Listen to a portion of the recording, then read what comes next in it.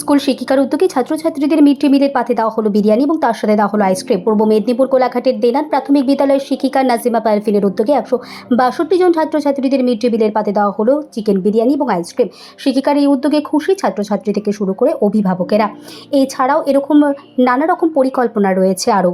এই উদ্যোগে খুশি স্কুলের প্রধান শিক্ষক মেঘনাথ মুড়া সহ স্কুলের অন্যান্য শিক্ষক শিক্ষিকারা। এদিন স্কুলের এই কর্মকাণ্ড দেখতে আসেন পূর্ব মেদিনীপুর জেলা পরিষদের সদস্য টুলটুল মল্লিক। মনের এমনি ইচ্ছা ছিল যে বাচ্চাদেরকে অনেক কিছুই তো খাওয়াই, মাংস ভাত, ডিম ভাত, অনেক কিছুই তো হয়। ইচ্ছা ছিল যে বিরিয়ানি একদিন করে ওদেরকে খাওয়াবো। আর বাচ্চাদেরকেও মাঝে মাঝে আমি জিজ্ঞাসা করতাম যে তোরা কী খেতে ভালোবাসিস, তো তখন ওরা আমাকে বলতো যে ম্যাডাম বিরিয়ানি খেতে ভালোবাসি। তো আমার সেই থেকেই মনে খুব ইচ্ছা ছিল যে একদিন ওদের জন্য বিরিয়ানি আমি করবো। তো স্যারকে কালকে মনে হলো হঠাৎ করে, স্যারকে আমি বললাম স্যার বিরিয়ানির ব্যবস্থা কি করা যাবে, আমি নিজের আর্থিক সহযোগিতা আমি সব কিছু করে দেবো। তো স্যার বললো ঠিক আছে করুন আপনি। স্যার আমাকে রায় দিতেই আমি নিজে প্রস্তুত আছি। আজকে